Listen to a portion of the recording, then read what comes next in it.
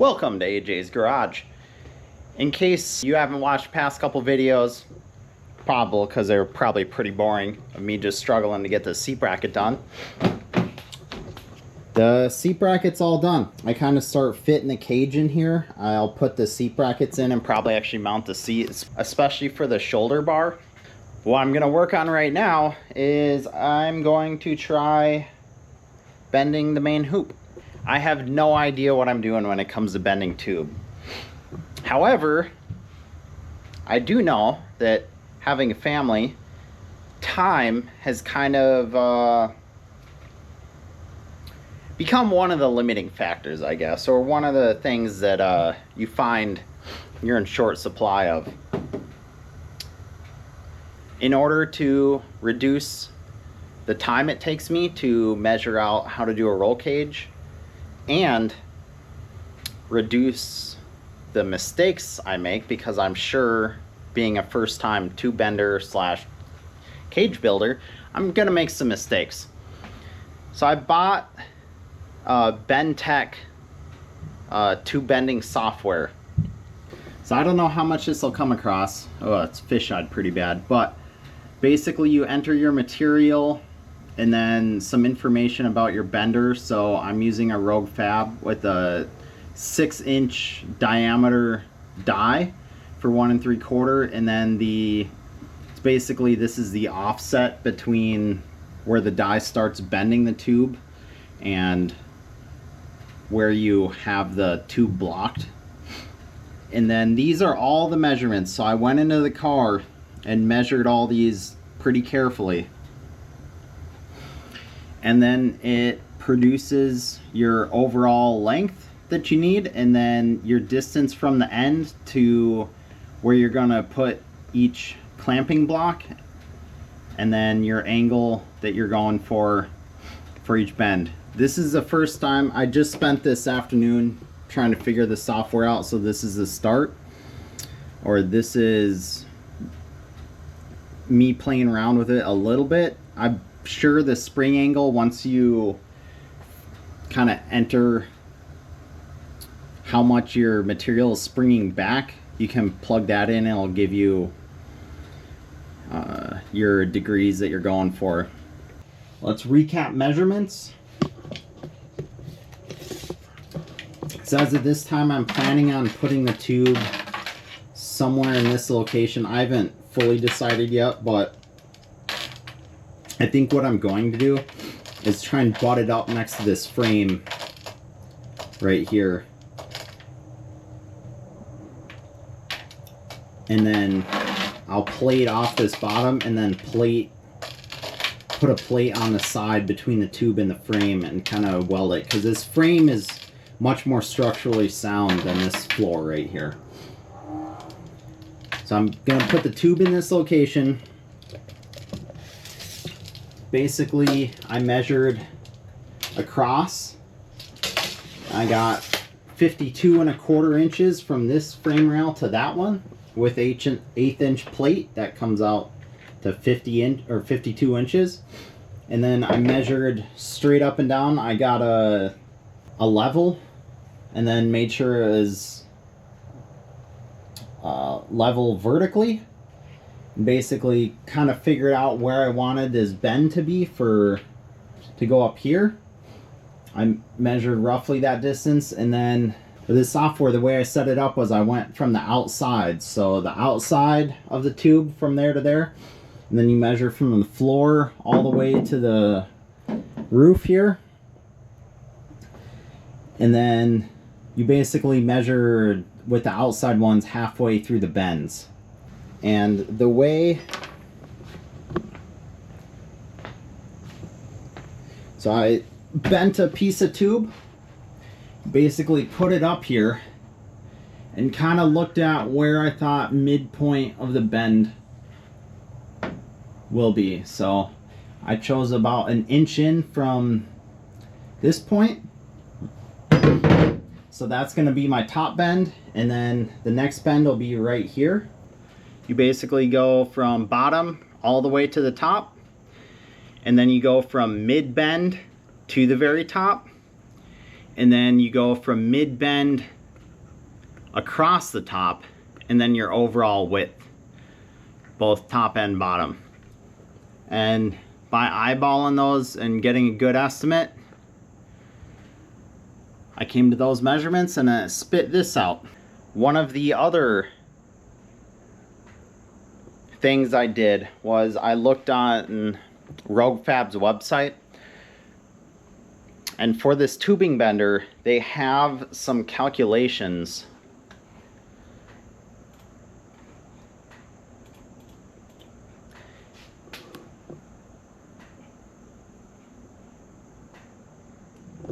so this will basically tell you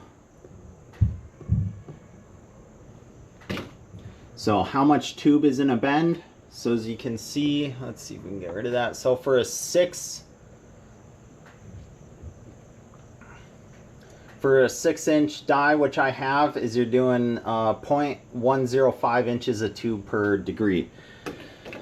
So my bottom bends, these bends right here are about 23 degrees. So I went and just plugged that away, got somewhere around 2.5 inches, a little less. So I just did basically 1.25 inches for these ones.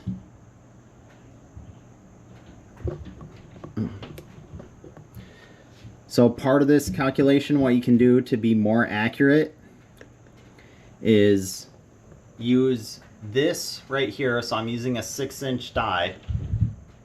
You're doing 0.105 inches, so 105 thou per degree. So if you wanted to, you could figure out, so you got 67 degrees, you're supposed to angle, multiply that by the 0.105, and that would give you your full distance of this bend.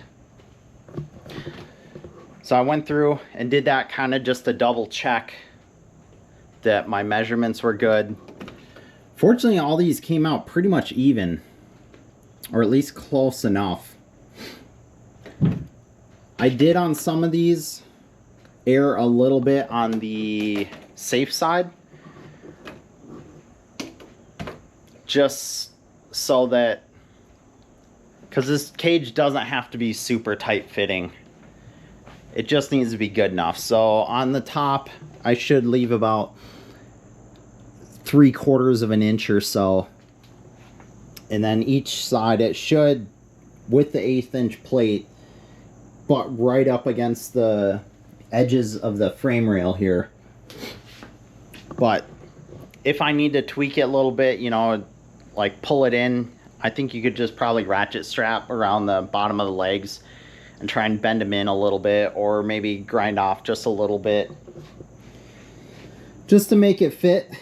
But I mean, there's not much around here to really get in the way. And on the ground here, this is a 12-foot section of 1 3/4 inch 120 wall DOM tubing. So that means it's 1 3/4 inch diameter or across. The thickness of the tube is 0.120 inches, we call 120 wall, and then it's DOM is the process of which they make the tube. And DOM is kind of the standard for roll cages and stuff. If you're going to make a roll cage, I would just spring for DOM unless you're really cheap, because there's ERW, which has a seam on it, and it's just not to the same quality as DOM. And if you really feel like spending money, you can get a chromoly. Now you may be wondering, if you know a little bit, why I'm going with 1 3/4 120 wall for this. It's purely just the rules of lemons. The rules state if the vehicle is over 3,000 pounds as raced, the roll cage needs to be constructed out of 1 3/4 inch 120 wall.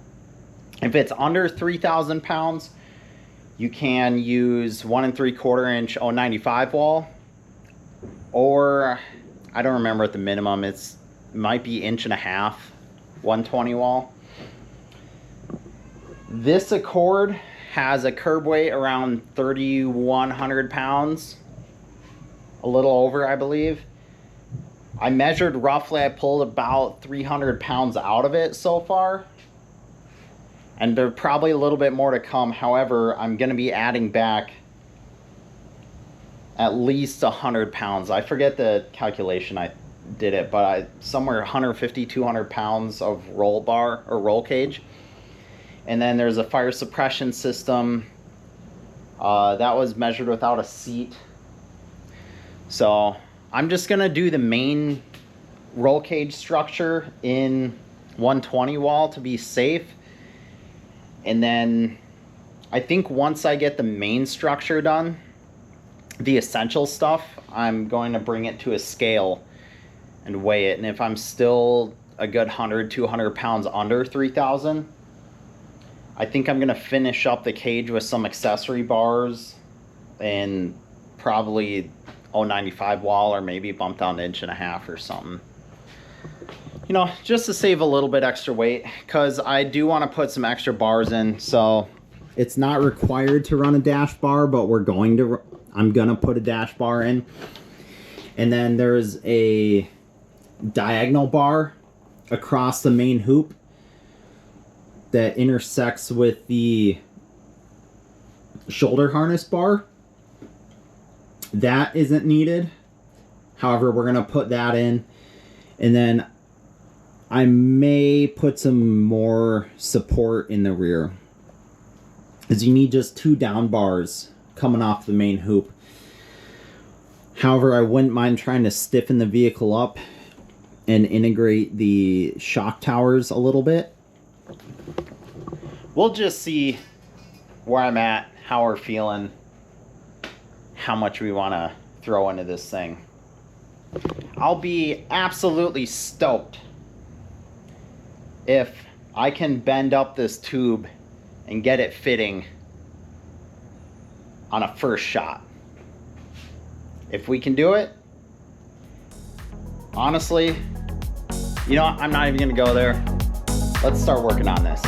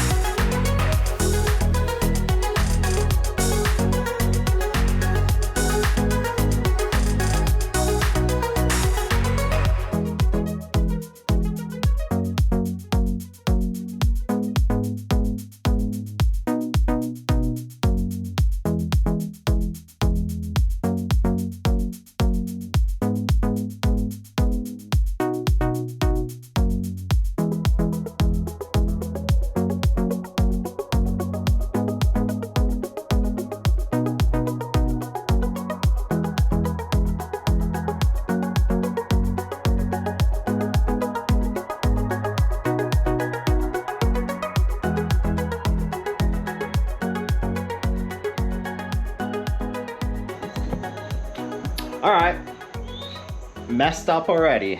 So this tube is no longer going to be usable as a main hoop.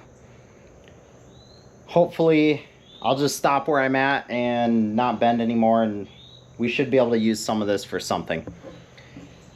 Basically, I realized as soon as I really looked at this one that this was way too long of a leg. And I gotta figure it out just exactly. I probably could have figured this out if I had thought about it a little more carefully as I looked at it. However, basically, it said from the start, measure 37 1/8. So I'm just gonna have to figure out between what the software is telling me and what I'm seeing, how I misinterpreted it, what I need to do to make sure I interpret it correctly. But basically, my bend is on the wrong side of this mark. I'm off like a good 5-6 inches this direction when the bend should have been about right here. So that's a tough pill to swallow. However, I'm gonna try and figure it out. Hey, welcome back. So it's day 2 of me trying to make the main hoop. So I found out what I did. I'm an idiot, and I was messing around in the software with the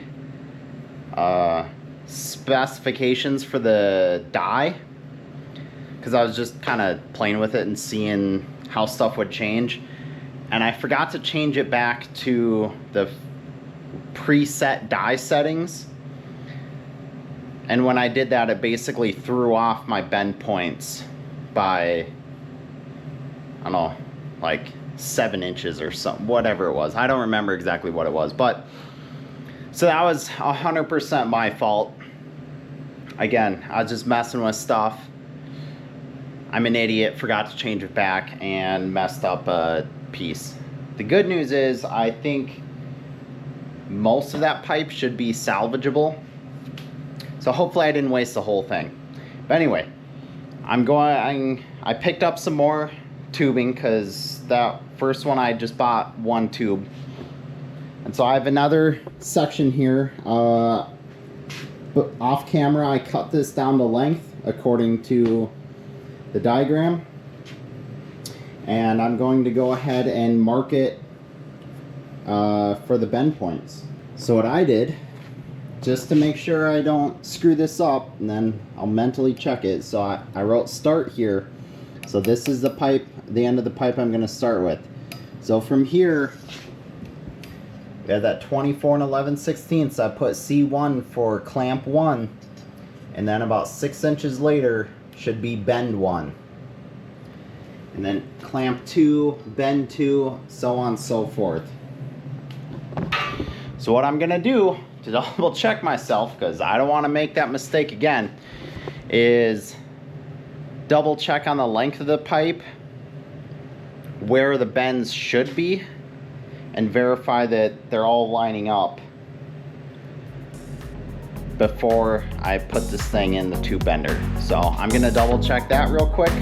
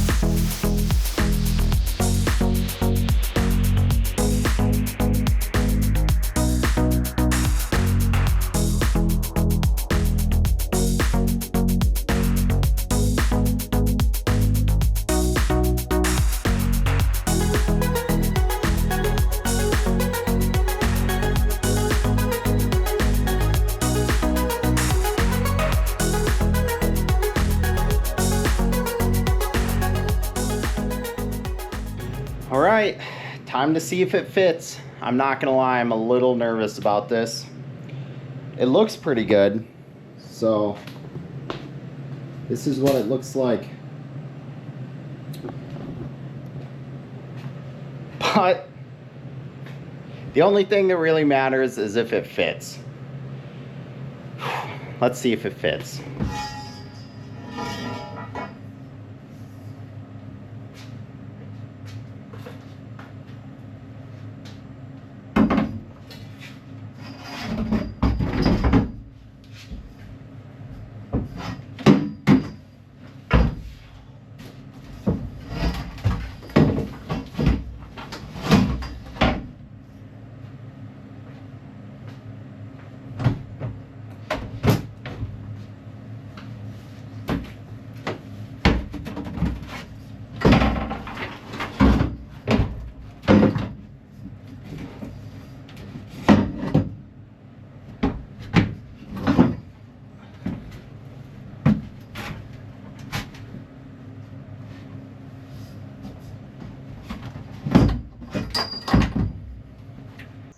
Hey, it's the next morning. This morning, I didn't record any of it, but I came out, did a few measurements, and basically found out that one leg ended up about 7/8 of an inch longer than the other. And I think what happened after looking at it a little bit is just the pre-programmed die specs are a little bit off. And so that by the time it came to the last bend, I think it was off by about an inch. So what that means is there's a way in the program to calibrate the die. So this morning, I kind of finalized figuring out that I was about 7/8 of an inch off on one side. I cut that off. And this is currently the fitment of about where it's gonna sit. So according to the rules, the bar can be anywhere from 0 to 10 degrees laid back. Can't be laid forward. Right now it's sitting around 4 degrees laid back. You can see I have a magnet up here kind of holding it in place. This is roughly where I think it's going to go on the floor. The only thing I'm kind of seeing is there's, I don't know if you can tell, but it's basically just barely touching the weather stripping on that side.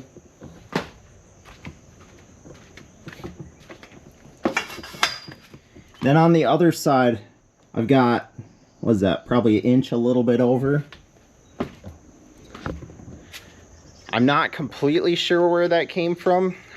Again, I believe it was just that it was slightly off. So as I went from bend to bend to bend, it kind of pushed everything slightly towards the final bend side, is what I'm assuming happened. But this is totally workable. I'm not going to redo it, but this is roughly its final position of, I think, where it's going to go. The next step will be to punch holes through the floor so I can drop this thing down, start fitting the plates, the spreader plates, to that spot and kind of get that finalized. And then once I at least get the plates fit and the holes cut, basically my thought process right now is I'll punch the holes in the floor so I can drop it down, start fitting the plates, the spreader plates. Once I get the spreader plates fit, I can basically put this thing up on the spreader plates, get its final positioning, maybe tack weld it in place, or just at least hold it in place, and then start working on the harness bar. And once I get the harness bar, I'll put the seat back in and do a test fit of the racing harness. And then probably take all that back out and then start working on the rest of the cage. But anyway, that's going to do it for this video. I'll see you next time.